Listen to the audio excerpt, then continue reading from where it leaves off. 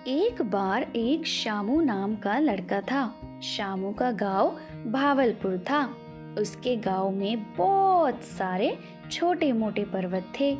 शामू और उसके दोस्त उन्हीं पर्वतों के ऊपर और उनके आसपास खेलते और अपनी भेड़ बकरियों को चराते थे।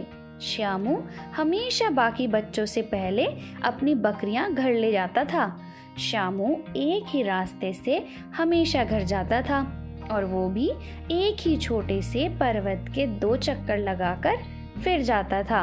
शामू को रोज रोज चक्कर लगाते देख एक दिन उसके दोस्त प्रेम ने उसको पूछ लिया, तुम रोज इस पर्वत के चक्कर क्यों लगाते हो शामू? ऐसा क्या है इस पर जो रोज यहीं से होकर जाते हो? शामू बोला, प्रेम, ये पर्वत बाकी पर्वतों से अलग है। अपने गांव में दूसरे पर्वत सारे प्राकृतिक हैं, लेकिन ये एक ऐसा पर्वत है जो कि कृत्रिम है। कृत्रिम कैसे शामू? प्रेम एकदम से पूछते हुए बोला। शामू बोला, प्रेम कहते हैं कि ये जो पर्वत है ना, ये बहुत सदियों पुराना है। मैंने पिताजी के और अन्य गांव वालों के मुंह से कई बार सुना है कि ये पर्वत परमार वंश का जब शासन था तब बनवाया था। कुछ गांव वालों का तो ये भी कहना है कि इस पर्वत को बनाने से पहले इसके नीचे बहुत सारा धन माल रखा गया था। हाँ तो क्या हुआ, रखा गया होगा, उससे अपने को क्या लेना देना? प्रेम ने शामू के कंधे पर हाथ रखते हुए कहा, मुझे लेना देना तो कुछ नहीं है, पर अगर गांव वाले जो कह रहे हैं वो सच है तो मुझे ये जानना है कि उन्होंने इनको यहाँ क्यों बनवाया होगा। इसमें कुछ तो रहस्य है जो हम में से कोई नहीं जानता। शामू, छोड़ तू ये सब रहस्य वाली बातें, मेरे पल्ले नहीं पड़ेंगी, प्रेम बोला। और फिर दोनों खेलते हुए अपने अपने घर पहुँचे। तब तक शाम हो चुकी थी। शामू ने खाना खाया और सो गया। काफी थका हुआ था, इसके कारण उसको अच्छी नींद आई। आधी रात हुई होगी तभी उसको एक सपना आया। उसने सपने में उसी पर्वत को देखा और वो उस पर्वत के पास पहुंच गया है। उसके ऊपर चढ़ा और पर्वत के पश्चिम दिशा वाले भाग में गया। उस तरफ 2 पत्थर थे बड़े बड़े, उनको वो हटाता है। हटाने के बाद उन पत्थरों के नीचे वाली मिट्टी को अपने हाथ से हटाता है। मिट्टी के हटते ही उसको वहाँ की जमीन के अंदर एक चांदी की केतली दिखती है, जो उस केतली को काफी देर देखता रहता है।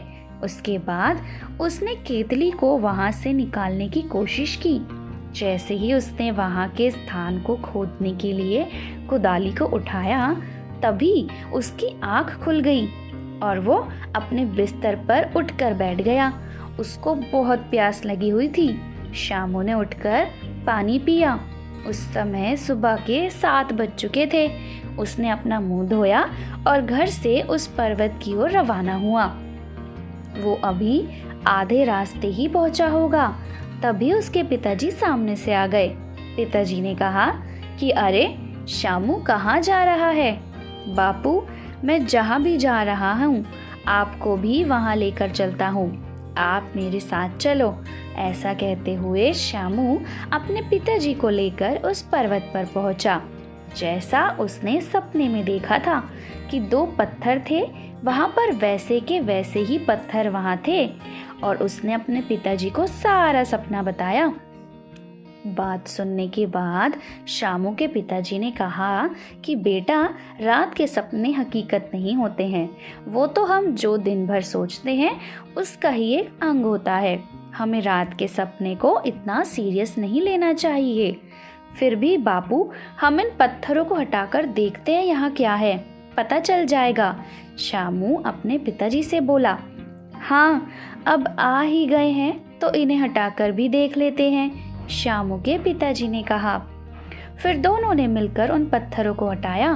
पत्थर हटाने के बाद शामू ने वहाँ की रेत को अपने हाथों से हटाया।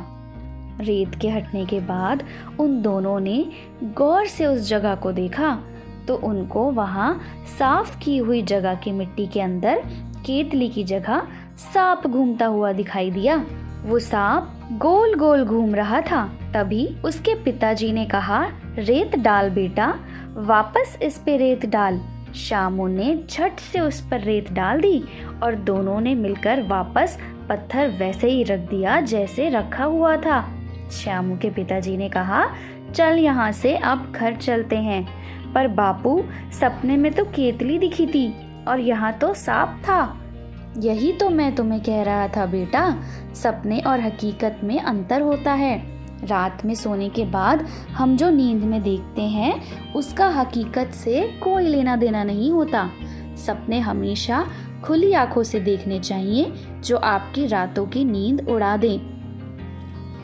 तो दोस्तों, कैसी लगी आपको हमारी कहानी? अगर अच्छी लगी हो तो लाइक करें और ज़्यादा से ज़्यादा शेयर करें और हमारे चैनल को सब्सक्राइब करना ना भूलें।